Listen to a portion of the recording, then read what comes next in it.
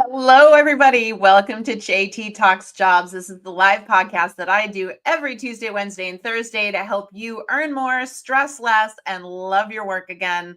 My name is JT O'Donnell. I used to work in the staffing and recruiting industry, but 2 decades ago, I hopped to the other side to become an advocate and supporter of you, the worker. Why is that? Well, when I worked in staffing and recruiting, one of the things that I noticed is that there were a lot of people that if they had gotten a little bit of coaching, they would have gotten that dream job. They would have been more placeable. And so I thought it was time to start to give people the opponent's playbook. If I could teach you what you needed to know, what recruiters were looking for, hiring managers were looking for, HR, and start to teach you what's going on, you would have a fighting chance to land that dream job and build that career that brings you bliss. And so that's what myself and my teammates at Work It Daily have been doing for the last 20 years. And now I'm here. There's just such a epidemic of career unhappiness right now. I've seen some studies that say as much as 1 out of every 2 people would like a different job or a different career. We're also hearing right now, at the time I'm recording this, it is definitely a white collar job recession, and that a lot of people are calling this the great stay, meaning when you have a situation like this, people are staying in jobs, creating less opportunities. So there's a lot going on. There's a lot of complexity to the job market right now that the average person would not be aware of. This isn't something that they're plastering in the headlines of the news every day. And so it's important that I be able to give you this information as a veteran who studies this all the time, who's talking to employers all the time. My goal is to give you the latest and greatest information and make sure that you're doing the things that will actually work. So that is what I'm here to do. I take any and all questions. I don't care. There's no question that's too basic or too silly. If you have a question, I guarantee you one of the thousands of people that's watching this on either YouTube, LinkedIn, or TikTok right now probably needs to know the answer to that too. And let me tell you why.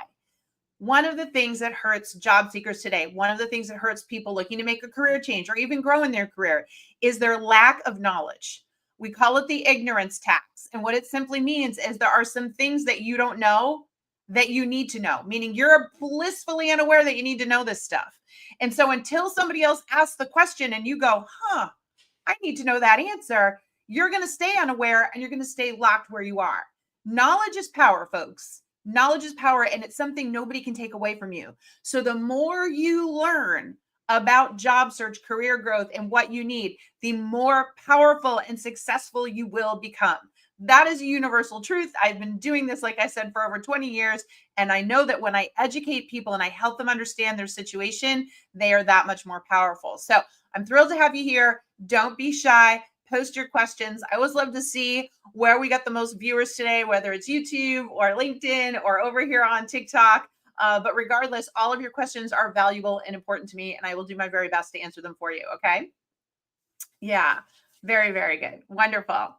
So, am I advocating for collective ownership of businesses? No, let me tell you what I am an advocate for. That is for us all understanding that we are businesses of one that are in business for ourselves. Okay. If you think you're an employee, then you've got a set of golden handcuffs. You're limiting yourself. You need to say, no, I'm a partner to the business that I work with. I don't work for them. They're not up here and I'm down here. We partner together. And so that means you've got to take on or adopt a business of one mindset. So you're in business for yourself, but you should not be in business by yourself.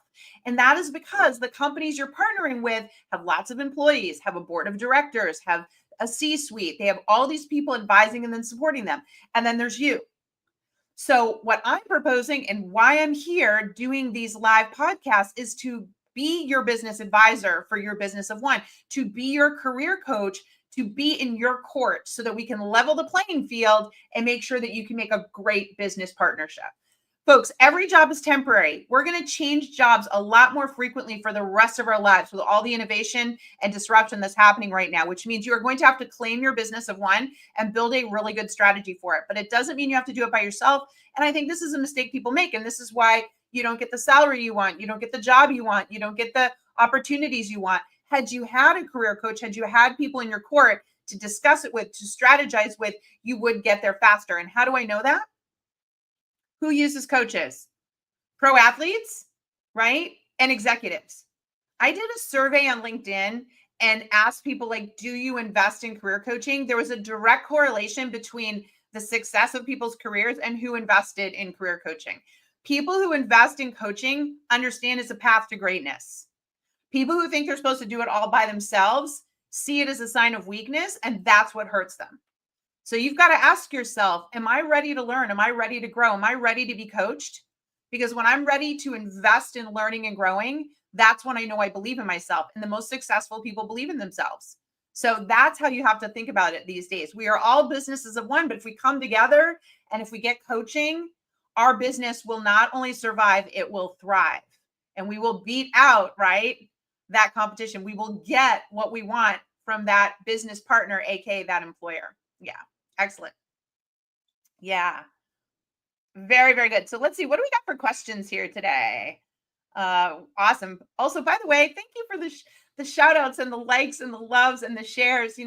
I don't have any sponsors when I do this. I'm doing this totally free on LinkedIn, TikTok, and YouTube. And so the opportunity to spread the word and help more people is all I'm looking for. So I really appreciate it when you share and you like and you comment. So thank you so much, folks. Thank you, thank you, thank you for doing that. Awesome. All right. So lots of people jumping on now. Let's see where those questions are coming from. I'm going to bring this up over here. I have a recorded interview as stage 2 in the hiring process. Any tips? Yeah. So what do you do when you've got a recorded interview coming up? Let me explain what a recorded interview is and give you a couple of tips that you want to keep in mind. So it is becoming more and more popular that employers are asking you to do a recorded interview. What that means is they send you a link, and at a certain time, it pops up and it asks you questions that you answer on camera. It records all that, takes it back, and it gives them a chance to review it.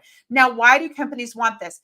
It speeds up the scheduling process, because instead of trying to sync up a time when their recruiter or hiring manager is available and you're available, they can make this happen whenever it's convenient for you. And so you're able to produce that, send it back to them, and then they're able to review it at their convenience. So you can see why this is becoming very popular. The challenge is a lot of people aren't familiar with this and the best practices involved in making a great impression. So before you ever do a video recorded interview, the first thing you want to do is check your setup.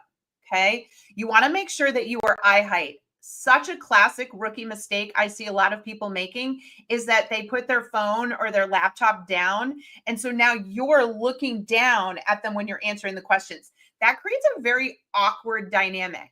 We should always have our camera eye height or even just slightly higher. And that way we look like we're looking at the person. Very important. Second thing is lighting. You don't want to look like you're in the bat cave.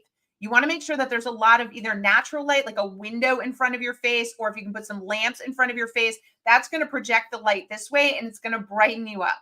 And third is sound quality. One of the worst things that can tank it is if you have really poor sound quality. So please double check and make sure that your audio is working well. So that's the first thing you want to think about before you ever open up these interviews. Second thing is I can guarantee you that there are some set questions you know are going to be asked, and you should be thinking about your answers for them in advance. So one thing I would do is go research the company and see if there's anything posted anywhere about their interviews and the kinds of questions they ask. You can go to certain websites that offer employees a way to post anonymous feedback, and sites like Glassdoor that talk about interview process. But you should be able to be prepared with 5 or 6 answers that you know are likely going to be asked, because what you don't want to do is have a lot of ums and ahs, distractions. You're looking around. You want to be able to kind of let this out. I'm not saying that you need to be all sorts of suave and overly professional, but interview prep is a big deal, folks. This is about communicating your value. And if you don't think about that in advance, it's going to be a lot harder for you to spit that out. So very important that we do a little research, write our answers out, think about them so that we feel fully prepared for when we do that. One thing I want to caution you against, I've seen it as a trend lately. Some people have been opening up tools on the screen and they're having ChatGPT or an AI tool generate an answer and they're reading them off. It's really noticeable when you read a script or when you read an answer, and you're going to get points off right out of the gate. So I know that sounds like a great default, and people say, oh, well, I get nervous, I need that. But it's very perceptible. And these are the kinds of things that are a huge, huge turnoff to employers. They would rather see you real and authentic and have to pause a minute than to be rehearsed and then wonder, is this even you or did you make up this answer? So be very careful. Video, and the reason they're doing video is about authenticating you and validating you are who you say you are, and you know what you're talking about. And they're going to be looking for cues or signs that you're faking it. So be sure that you're prepared visually and with the microphone, and be sure that you actually research some questions so that you can talk very naturally and normally. And that's really going to set you up for success with these very popular new video pre-recorded interviews that you'll be conducting. Okay, awesome. Good luck. Go get them. When will the job market improve? That is the million-dollar question. I get asked that quite a bit these days. And obviously, nobody has an exact number or crystal ball. I will tell you what I'm seeing. And honestly, of course, I hope I'm wrong. Okay, let me be clear. I really hope I'm wrong. But right now, especially if you go look at it, was posted yesterday on Business Insider. You can look it up. They are proving the data that we have a white collar job recession going on, which I've been calling for a while now. If you follow me here, I've been calling it that for quite some time. They now have the data to prove that. The number of higher paying jobs for white collar workers, college educated workers, is dramatically contracted right now. And there are a couple of reasons for that. A lot of companies overhired coming out of the pandemic. AI is creating the opportunity to streamline operations. What people don't want to accept is that companies don't want more employees just for the heck of it. They want fewer. Employees are the most expensive thing and are a lot of work to manage. Companies would much rather automate and not have employees. Let me be clear. Or only have the employees that are absolutely vital or critical to the success. That is a reality. So you have a time right now where there's an opportunity to save money and reduce headcount, and companies are going to do it, and they're going to continue to do it. And so we're going to see that through the next several quarters. So I would say that probably around the third quarter of next year is when we'll see things level off, because we are starting to see that the tech industry levels off, and they collapsed first, right? They're always first because of their innovation. But now we're starting to see new companies being built in the tech space and things starting to pick up with AI. That will then subsequently hit the other industries, and we'll see the improvement. We always see a pendulum, right? We have these times of market contraction and market expansion. The question is, how long do they last? I personally think it's going to take till the third quarter of next year. But as I said when I started this, I really hope I'm wrong. I really do. I don't have the exact science. This is just based on me having done this for over 20 years and having been through the dot-com bubble. I worked in staffing and recruiting during that, and as well as the 2008 recession. The indicators that I look for is when the tech sector levels out and when temporary staffing picks up. So when the staffing companies, the contract staffing companies, they start to get a lot of jobs first, because companies don't want to hire full time. What they want to do is hire contract, make sure that they actually need that person, that resource full time. Then they turn it into a full-time job. So when I start to hear that the staffing industry is seeing a lot more activity, that will tell me that we're really starting to move in the right direction. I hope that makes sense. Oh, yeah. Israel says, I just had a few video interviews this morning and my setup was the last thing I thought about. I get that a lot. And I'll tell you, folks, it matters. First impressions, how you look on video, whether you're looking me in the eye, how well lit you are, how good the audio quality is, totally impacts first impression on video. And so many people sleep on that. So please be really careful if you're doing any video interviews right now. Let's see. Do you help people practice interview answers? We do, absolutely. So here's how it works at Work It Daily. When you sign up for a membership with us, we have a course that you go through, little video tutorials. And when you get to the interview prep section, it is the most comprehensive thing you will ever go through. I explain to you from the perspective of a recruiter and hiring manager what we're looking for before, during, and after the interview cycles. We tell you about every type of interview, group versus panel, individual, virtual, all these different things so that you can understand it and feel more confident. We then also offer you the 18 most common questions that you get asked in job interviews and how to answer them. We give you a video for every single one that teaches you how to answer it and how to craft an answer. If you want to then craft the answers, you can. And depending on what membership level you purchase with us, you can work with our coaches on it. So one, you can submit your answers for review if you have a coaching package, right? So our standard plan does not have a coaching package, but our premium and our elite does. And you can also purchase a mock interview at a very discounted rate. It's only available to our members. So just so you all know, if you're not a member, we won't do a mock interview with you, right? We only do it with our members because we know that you're working through our program and doing it our way. And that way we can better coach you on the process. So if you are interested in that, folks, all you have to do, run over to Work It Daily, grab a 7-day free trial, jump in, start working in the interview prep, and then you can see everything that we have available to you. Yeah. I feel like at 54 years old, I'm not getting any offers because of my age. Any tips for Gen X? Yeah, absolutely. So, folks, you cannot look at this as an age thing. You cannot look at this as an age thing because we can't change your age. So stop. Age are there people that discriminate against age? Of course. But is it as much as people think? No, it isn't. It's the job market for starters. This is a very competitive job market. It is flooded with talent. So you used to have no problem getting job interviews when it was a tight market and they couldn't find enough help and it was easy. Right now, there's 100 of people that look just like you. There's 1,000 people that look just like you. Okay, so let's be really honest with ourselves. It's not age. Okay, what it is experience and branding yourself. So if you have more experience, if you are more seasoned, you have to adjust how you brand yourself and sell yourself to employers. And most people don't know how to do that. Most people are still using the branding that they used when they were in their 20s or 30s because you didn't go to job school and you don't know that it's changed and you don't know to change the brand strategy. And so without that, you are landing incorrectly. By that, I mean the way you're marketing yourself is you look overqualified and expensive. Those two things are going to get you disqualified automatically all the time. And I know that's really hard to hear, but you can't change your age. What you can do is change your strategy based on your experience. Let me flip it the other way. People in their 20s will say, I'm being discriminated against for my age because I'm too young.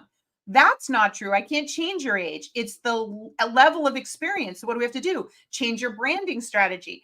Have you brand other aspects of yourself because I can't change the amount of experience you have. Okay. So I'm just going to really drive this home to everyone. If you're not getting interviews right now, one, you're probably looking for work the wrong way.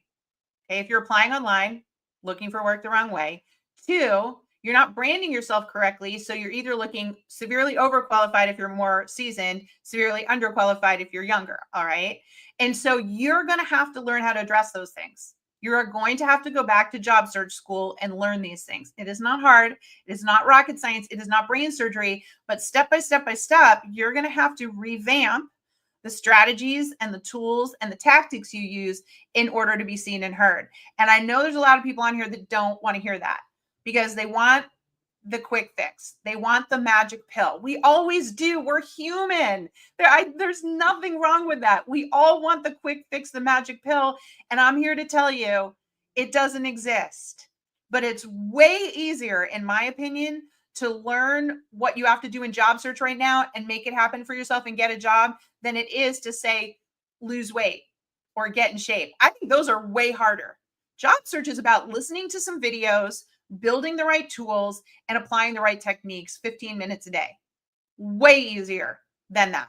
And yet you wouldn't believe the number of people that are going to ignore what I say today and say, it's going to be too much work to learn new job search. I'm just going to keep applying online and getting rejected. Time to stop the insanity. If you didn't see my video from earlier this week, I did one and talked about a study that came out that said in 2024, it took people to an average of 294 applications to land a job. There aren't 294 jobs you're a fit for. So it's going to take months and months and months if you're going to sit and apply online. And by the way, 70% of the jobs right now are not posted. The jobs that are available, let me say that again, 70% of them are not posted. So if you are looking for work by applying online and getting rejected and thinking that it's an age thing, you're misguided.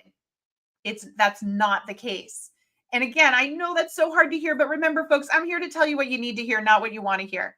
I'm here to make it very clear to you that you got to get out of what they call inertia, hanging there doing the same thing over and over again and hoping for a different result, and get you to start learning something new. Right? Get you to understand that job search requires a totally different strategy right now in order to get hired. Okay, so thank you for asking that. I know it's not the answer you wanted to hear, but you know what? It is the answer you needed to hear today. And I know that you can do it. I know that you can. As a seasoned professional, you just got to learn some new things. Awesome. All right. How do you explain leaving a gap position I took to pay the bills when they are having cost reduction activities, 20% pay cut, without saying anything about the previous company? Want to keep this as positive as I can. Um, so here's the thing. Anytime you're talking about leaving a company, it's important to stick to the facts. And I love to use a system that I teach at Work It Daily called Experience plus Learn equals Grow. It's a framework. And what it does is give them the right amount of information.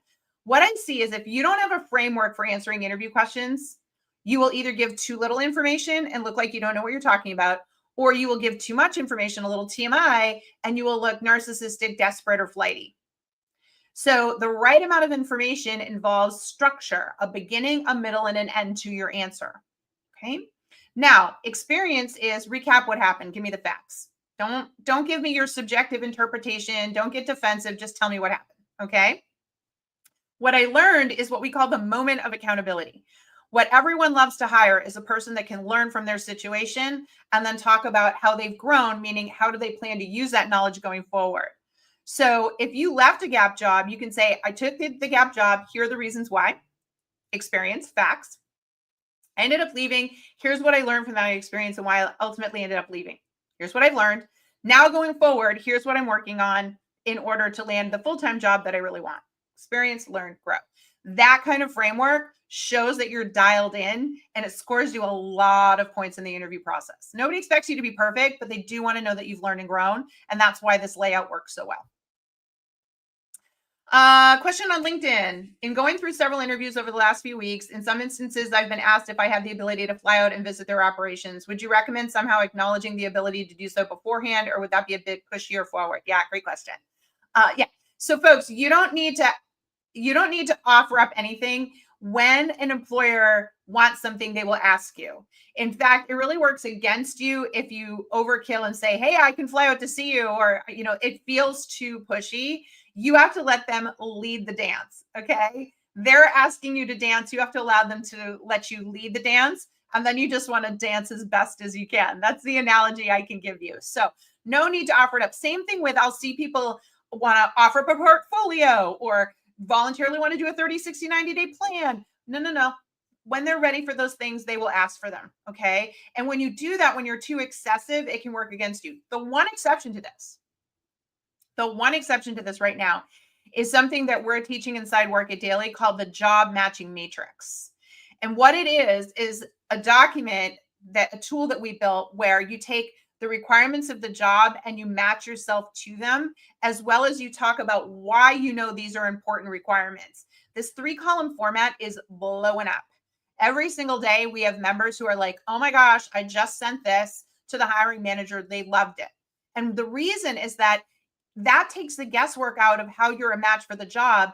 And it makes it really easy to have a conversation with you because you've mapped it all out for us. Also, in prepping or preparing the job matching matrix, you yourself are mentally mapping yourself and preparing how to talk about each of these things. So you're going to come across a lot more confident. I cannot stress enough, these job matching matrices that my clients are creating, they're just blowing up our inbox going, got an interview, just got off the interview, recruiter loved it, passing me to the hiring manager. Everyone's commenting on the job matching matrix because you're making their job easier while also making you stand out, right? A tool like that is very valuable, but beyond that, they don't need your portfolio. They don't need a presentation. They will ask for those things if they want them. Yeah. By the way, if you want to learn how to use a job matching matrix, if you want access to that tool, you will find it over in Work It Daily, and you can get access to it when you grab a 7-day free trial. So you head over, grab your 7-day free trial, go right in there, search job matching matrix. You can find everything and learn it literally in a matter of 30 minutes.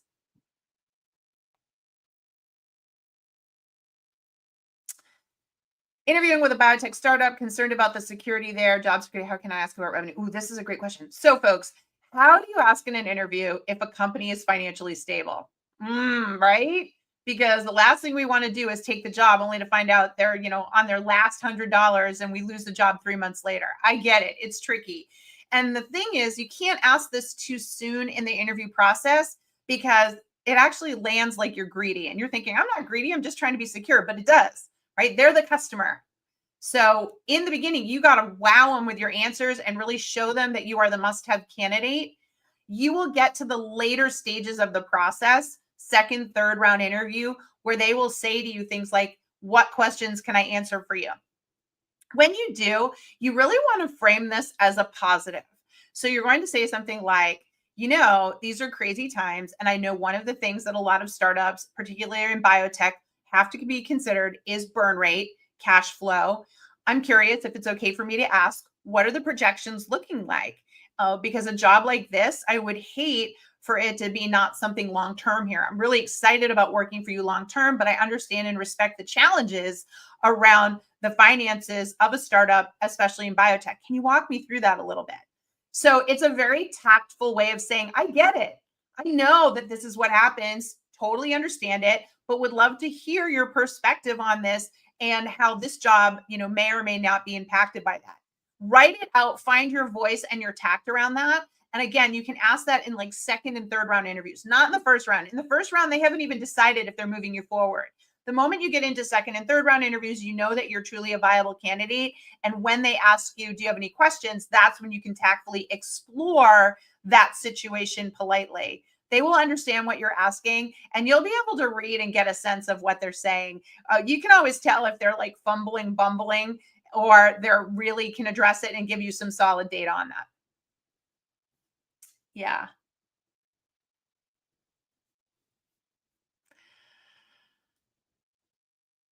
I got my job offer rescinded for negotiating my salary. What would you do? Oh, yeah. Okay. So here's the thing, folks, companies are very clear right now about whether or not a salary is negotiable.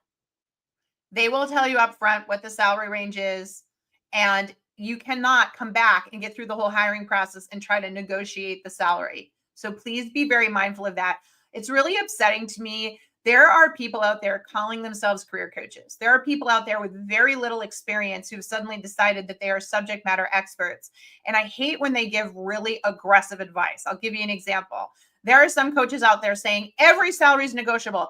Get to the end, and when you're their pick, that's when you can negotiate. That is not true. If a company has made it very clear that they have a salary range and this is it, and this is what they're giving you, it is not open for negotiation. And for you to say you're good with that and then get at the end, try to negotiate is a sign of disrespect. So you do need to be very, very careful about salary negotiation. Now, if they didn't say negotiation was off the table, or let's say they gave you a salary range, but they'd offered you a salary on the lower end, you can go back and have a conversation. But I think most people do this wrong. And the reason for that is they don't know how to have a calm, open ended discussion around compensation. So, once again, this is where my trusty job matching matrix that we teach over at Work It Daily comes in handy, because you can put this document together and use this as the evidence and the foundation for a very calm conversation around money. So what happens is you can go to them and say, I'm so excited to work for you. So the first thing you're saying is, I plan to work for you, right? That said, I was wondering if it would be possible for you to come up in salary to X, and you give them a number and say, I put together a job matching matrix, which shows that I'm not only 100% match, but here are all the places where I actually exceed your expectations. I'm feeling really confident that I'm going to be able to provide you the return on the investment that will more than cover the cost of this bump in salary. And I would be super grateful if you would consider that. That's how you're delivering that message. You're providing evidence, you're backing it up with fact, and you're asking to see, right? But you're doing it in a very polite manner, and you're always doing it in person or over phone or video, never by email. Email gets misinterpreted all the time. They need to hear the sincerity in your voice. This is how you can potentially negotiate.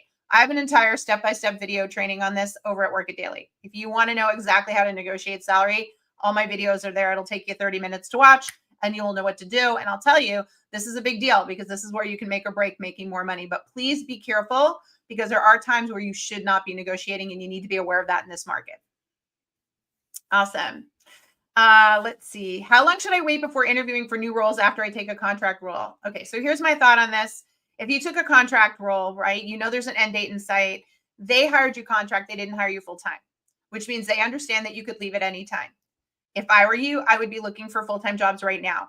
The interviewing cycles right now are taking an average of 13 weeks, meaning from your first interview to actually getting an offer, that is over 3 months. So it's not going to happen overnight. I can tell you that right now. Nobody's rushing to hire in this market.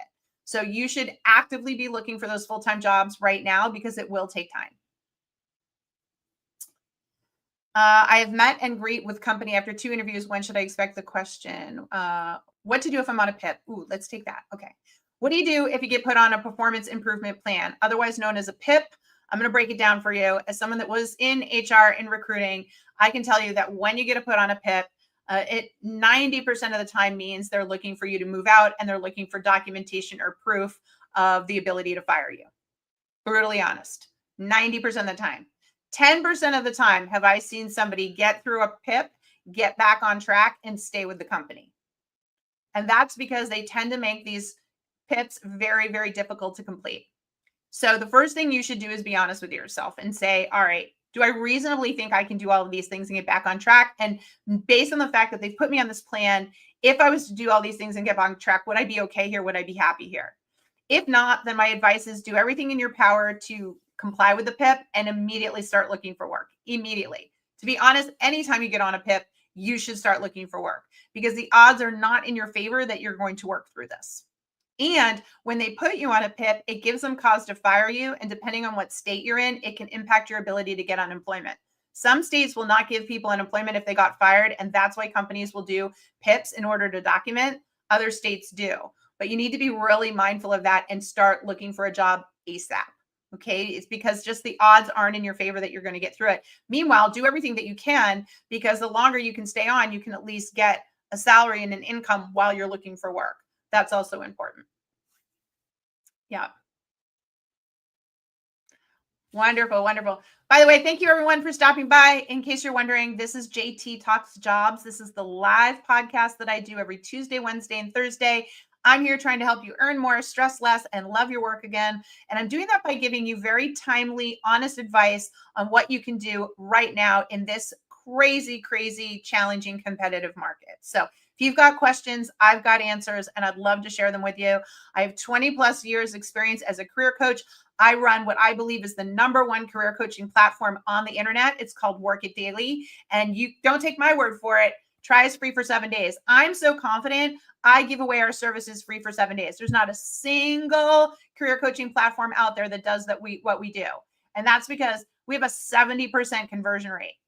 So 7 out of 10 people that try us end up staying with us, and another 15% come back and join us. That's how powerful we are.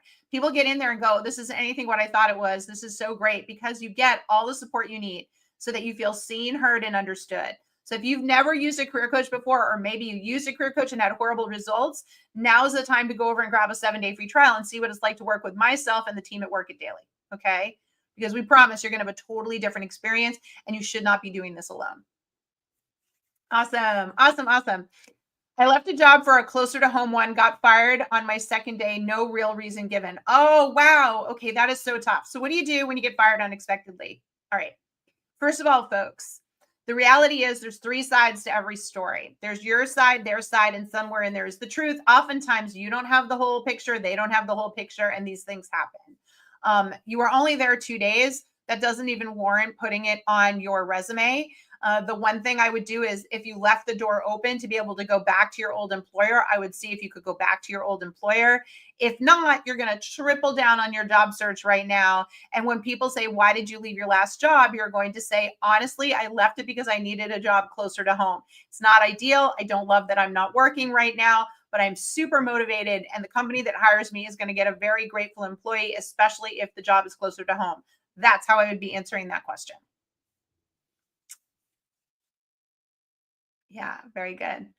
JT, any job boards or advice you can provide a foreign national seeking employment in the US? Yeah, I'm going to be really honest. If you are a foreign national trying to get a job in the US right now, it is going to be even more difficult because we have so many unemployed US workers. And by law, companies have to try to hire US based first. My advice is you try to get a job in the country you're in with a US headquartered or US owned company. And from there, you usually can learn about reciprocity and how to get relocated or an opportunity to apply for jobs here in the US. But right now, folks, very, very difficult to get a job in the US if you're a foreign national because there are so many Americans, especially white collar jobs that are unemployed right now. Yeah, I wish I had better news about that, but it is the reality. Yeah. Wonderful, wonderful. Very, very good. Oh, you guys, how to answer the job jumper question. Oh, let's get into it. So, what do you do if you've jumped jobs a few times and now recruiters and hiring managers are asking you about it? Well, let's talk about why they're concerned. So, when we see people that are jumping jobs, and by my description, that's you jumping jobs every 6 months, every year, every 18 months, and they're not contract jobs. We understand that contractors do contract assignments that, by their nature, are shorter in assignment. But people who seem to repeatedly jump jobs every year or so, and I would say, 2, 3, 4 times, 2 times, maybe not so much. I take that back, 3, 4, 5 times. What it says to us is that you don't have a clear handle on what you want to be doing and finding a place where you can learn and grow. It also can give the message that you get impatient easily, you get bored easily, and that means we're not going to be able to hold you either, right? So we look at the history of your career as a predictor of the future of your career. And that is why job jumping is so bad. Companies have to invest in you. You're not immediately effective and useful to a company on day one. On average, companies say it takes about 6 months for you to become valuable, meaning the money they're spending on your salary and benefits and overhead costs are finally being paid for. If you leave after a year, they've just lost all that value in you. So companies are genuinely looking for somebody that will stay at least 2 years. Job jumping's tough. And so you got to be really careful about it, folks. I know that sometimes we get in sticky situations or situations we hate and we just have to jump. I understand that. But repeatedly jumping is a problem. Now, in order to answer that question, you are going to need to own it. And by that, I mean you need to share your moments of accountability. We always talk about, especially my members at Work It Daily, about the experience plus learn and grow model for answering questions. This is a great example of that. When they ask you why have you jumped jobs so much, the first thing you're going to want to do is talk about why these various jumps happened. Be very factual. Don't be defensive. Don't be subjective. Just walk us through the jumps and why they happened. Okay, that's it. Then you're going to talk about what you learned. Looking back, because all of us can look back and see places where we would have done something differently. In the moment of that, you weren't intentionally trying to do anything wrong. We all have the best of intentions in our career, but we can all look back when we have something that isn't exactly the way we'd want it, like job jumping, and say, if I had to go back in time and do it over again, here's what I would do differently. That is a moment of accountability. And that is what every recruiter and hiring manager needs to hear when you've been a job jumper. What would you have done differently not to have that many job jumps? Plain and simple. Own it. Claim it. Okay. Now, once you own that, you can say, going forward, here's how I've grown. Here's what I'm going to make sure it doesn't happen again. When we can see and hear that from you, we know that you understand that the job jumping is an issue and that you yourself are figuring out how to correct it. That gives us the confidence that you would be a safe hire. If you cannot answer that for me, if you cannot give me the experience, learn, and grow model with the moment of accountability, I'm telling you right now, you're suspect. You look defensive, and we're not going to risk it because hiring you is an expensive investment, and you leaving after a year only hurts us. And then whoever hired you is on the hook for that. Whoever hired you is being looked at and said, why'd you hire that person when they left? And you saw that they had a history of leaving. So you really are going to have to convince them using this strategy. Otherwise, they're not going to take a bet on you, especially in this job market where there's so much talent out there and there's plenty of people who haven't job jumped. They might say, all right, you have great experience, but you've job jumped too much. So I'm going to take this person over here with a little bit less experience, but the more stable background. You're going to have to offset it in order for them to go, okay, even though you've job jumped, you gave us a great answer. We understand it. And you've got that extra experience we're looking for. So we're going to pick you. Folks, you have to understand the reality of your brand. I cannot stress this enough to job seekers. You are a brand or be branded. You are in denial if you don't think you need an entire marketing strategy for your business of one. And let me tell you something, not paying attention to this still sends a brand message.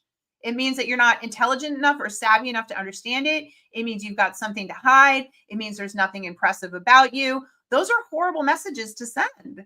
And they're not true, are they? None of that's true.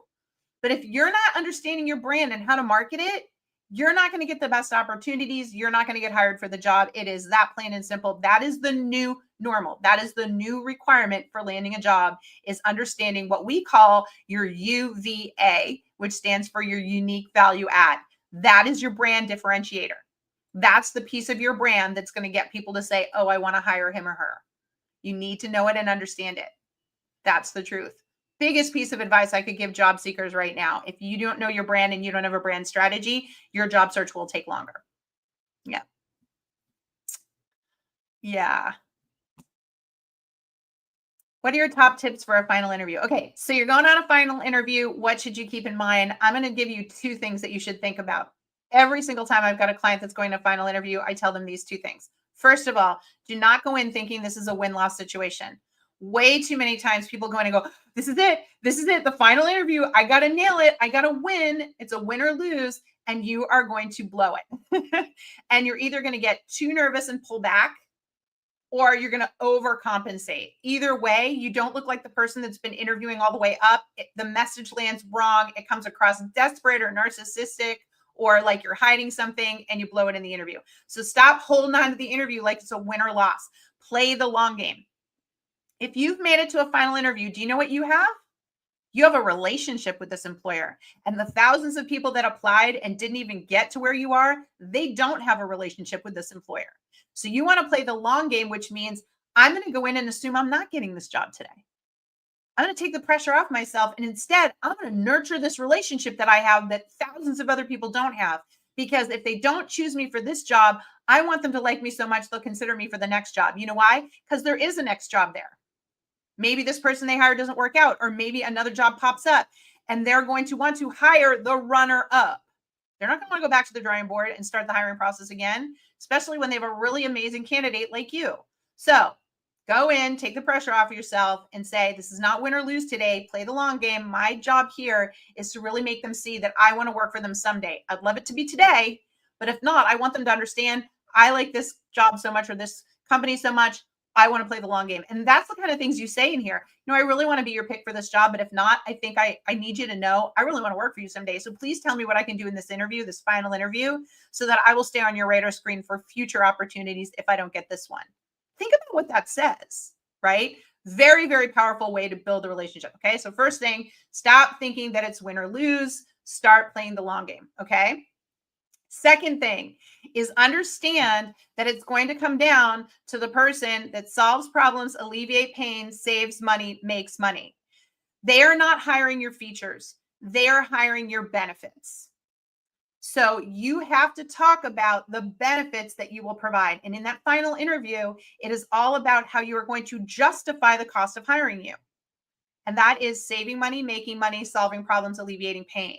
So when you think about what this job is about, in this final interview, you've got to speak to that and use that language. That's one of the things we spend so much time on with our members in Work It Daily is helping them get the language right. Saying things like, it's really important we do this in this situation because I want to make sure that we avoid pain or avoid a problem here. Or this is one of the things that I'd want to make sure we do because it'll save us money or it'll make us money. You are talking that language in your answers in the final interview because subliminally, it is reminding them repeatedly that you understand your job is to justify the cost of you. And that is the truth. We can't hire you just because we like you. We're going to hire you because you're going to more than cover the cost of you. So you have to use a language in that final interview to reinforce that. And if you do those two things, play the long game and use the right language to reinforce your value, you're going to do just fine. Wonderful. Awesome. Do companies actually contact previous employers for references? Oh my gosh, yeah. Right now, folks, reference checking is enormous. And I'll tell you why, because there are so many people that are lying on references, making up fake references. Companies don't believe them until they actually talk to a human being. Reference checking is big right now. It's always big in markets like this because they can't afford to hire somebody who isn't what they say they are. So please make sure that your references are all ready to go. And remember, anytime a company you're interviewing with is going to do a reference check, you go and tell your references to expect a call and to tell them what you're interviewing for. It is very important that you always give your references a heads up. You do not want your references caught off guard and getting a call out of the blue from a company. It's one of the worst things you can do because then the reference isn't prepared and they could say the wrong thing.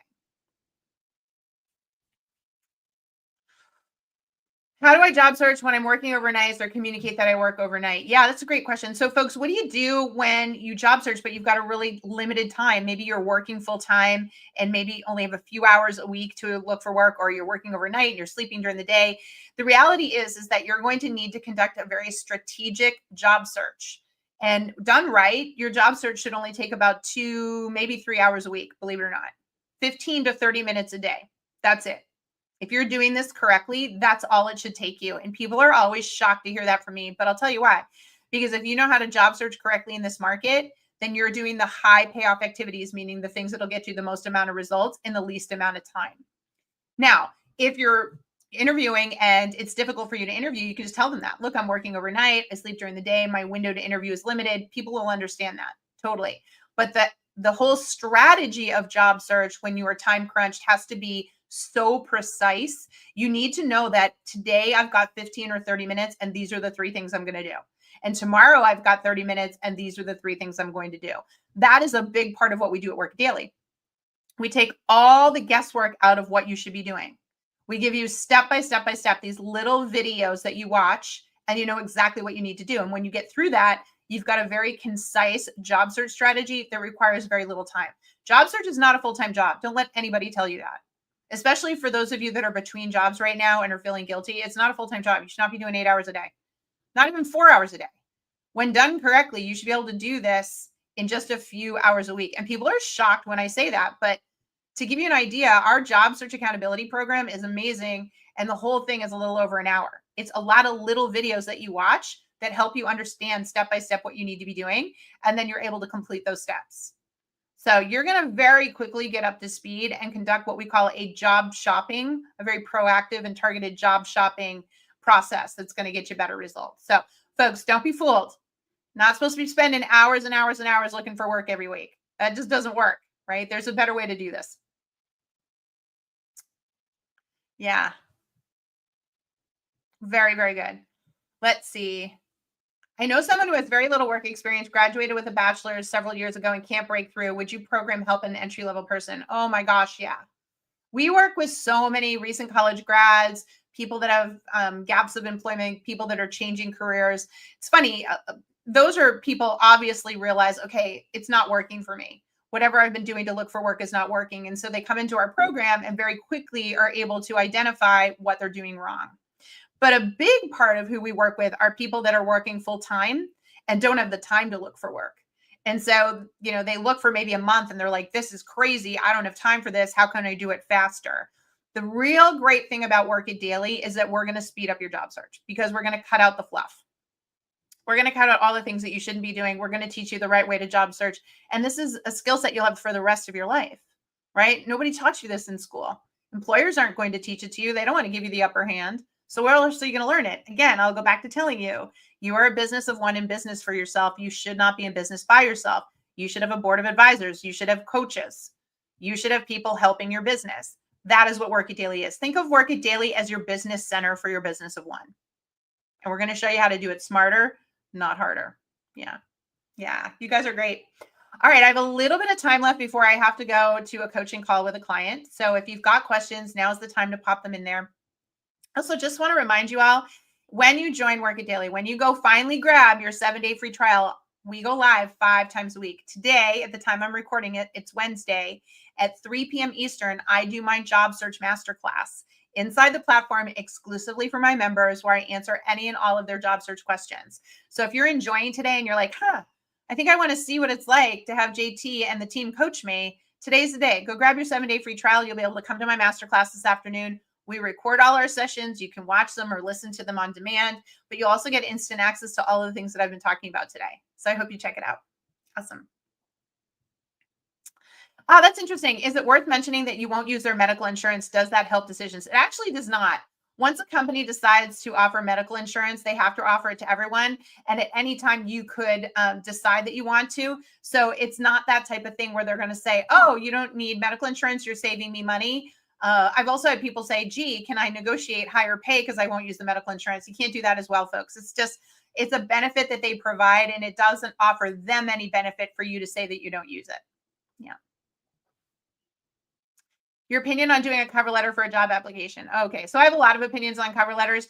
Outdated cover letters are of a waste of time. And by outdated, I mean that cover letter where you're like, to whom it may concern, let me tell you 3 reasons why I'm awesome for the job. All it is a regurgitation of your resume. Nobody reads those. I will tell you that a disruptive cover letter, which is nothing like a traditional cover letter, is getting a lot of attention these days. And the reason for that is a disruptive cover letter gets them at hello. You remember that movie, Jerry Maguire, right? So a disruptive cover letter is something that's more like a short story that you share that they're like, ooh, wow, this person really gets us. This person gets our company. They get our mission. They get our products or our services or the work. It's your connection story translated into something that will help them feel connected to you, which is how you get hired, right? Let's face it, folks. There's a reason why 80% of jobs are gotten via referral, somebody who knows somebody. If you don't have a referral, you don't have a connection. You're going to have to create a connection. Using a disruptive cover letter to create a connection is a very good way to get a job interview. And it's something that we teach all the time in Work It Daily. Connection story and job matching matrix are the two hottest tools right now that are getting my clients job interviews and ultimately landing jobs. And so instead of a cover letter, I say disruptive cover letter using your connection story. That is what's going to help you right now. Yeah. And if you want to learn more and understand and watch the video, I'm going to keep telling you all of this is inside Work It Daily. Every answer I've given you all today inside Work It Daily. I have a video, a quick tutorial on everything. I've been doing this for 20 years. There's hours and hours and hours of stuff in there, all as little tiny videos, like search. It's like Wikipedia for your job searching career. That's what we've built inside Work It Daily. So all you have to do is go in there and you'll see all the answers that you can get on demand. Yeah. From somebody who's been doing it for 20 years, who has helped thousands of people get new, better paying jobs. Okay. Awesome. Do you help with LinkedIn? Oh my gosh. So one of my favorite things to do inside our platform is help people with LinkedIn, because I've been on LinkedIn for over a decade and I am one of the original LinkedIn influencers, or what they call now top voices. At the time, they invited 400 people to do that, and I was one of them. And fast forward to today, I'm a beta tester all the time for them. So they're always showing me new features and new things that are coming down the pike. What that means is I'm then able to create very customized training and make sure everybody in my platform knows the latest and greatest things that are working and not working on LinkedIn. I have an entire video series that shows you what to put in every field of your LinkedIn profile. I have an entire video series on how to put the right things in your LinkedIn feed. I have an entire series on how to get recruiters to find you on LinkedIn. That is all inside my platform. That's how obsessed I am with LinkedIn, because we are so lucky to have it as a tool. But I think the best way to use LinkedIn is to utilize it so that the recruiters find you and contact you. But there's a strategy you have to use to do that. If you don't understand how to do that, you're invisible. There's 1.1 billion people on that platform. You are invisible, and there's no point in you being on LinkedIn if you don't understand how to properly structure your profile and utilize the LinkedIn feed in order to get found. So I'm so passionate about it. Not only do I have all these video tutorials, but I also every Thursday do a LinkedIn and personal branding live session where I'm looking at people's profiles and telling them what to fix. So our members come to that, and then we bring up their profile and I tell them exactly what to fix and why. And we talk about branding strategy on LinkedIn, because it's how you get recruiters to contact you. So yeah, I'm a big fan of LinkedIn. And if you want access to all of that, you know what to do. Head over to Work It Daily, grab your 7-day free trial. Let me be your career coach. My team and I want to show you what it's like to have a career coach in your court. Folks, you've got to invest in yourself. And when I say invest, I'm saying time. It's a 7-day risk-free trial. You're not paying anything today. You have 7 days. So you give me 15 minutes a day over 7 days, and you're going to see what it's like to have a career coach. And then it's up to you to stay in or cancel. Totally your call. But so many people don't understand the power of a career coach, or think it's going to be too expensive, or it's going to be too time consuming. You're wrong. You're wrong. We have built a platform to make it so easy for you to do this in 15 minutes a day. And let's be honest, you spend more time on social media or binge watching every single day than you do on your career. Own it. Own it right now. You know you do. In fact, pat yourself on the back. If you sat around for more than 15 minutes here with me today, you've invested more in your career than 90% of the population. This is where people mess up. They don't invest in learning for their career. They don't invest in having career coaches support them so they can get to the next level. You use doctors, dentists, lawyers, accountants, personal trainers, beauty specialists. Like, think of all the specialists in the world that you use to get results. But you don't want to work with a career coach? That's just crazy, crazy. And yet I see it every day. There's hundreds, probably between the 3 platforms, LinkedIn, TikTok, and YouTube right now, there are thousands of people watching this. And so few are actually going to believe in themselves and invest 15 minutes a day to make a difference. And that's okay. I get it. It's okay. But it is just crazy to me that people don't understand that if you really want to move in your career, you need a coach. You need a coach. So try us free for 7 days at Work It Daily, and I'll show you what we mean. Awesome. Okay, you guys have been great. I got to go, but I'm back tomorrow. So please check out my live tomorrow. If you see it here on TikTok or LinkedIn or YouTube, I'm on at 11 a.m. Eastern Standard Time tomorrow. You can RSVP on any one of those platforms. Come see me live. We'll get your questions answered. But if you really want to see me live and work with me directly, go grab your 7-day free trial and come to my job search masterclass this afternoon inside the platform, okay? All right. I love you all. You're the best. Keep doing it. Don't give up. You can do this, all right? Together, we can do this. You deserve a new, better paying job, but you're going to have to put some skin in the game. You're going to have to learn some new things. Yes? Awesome. Awesome, awesome. You guys are the best. See you over at Work It Daily. Take care, my friends. Bye-bye.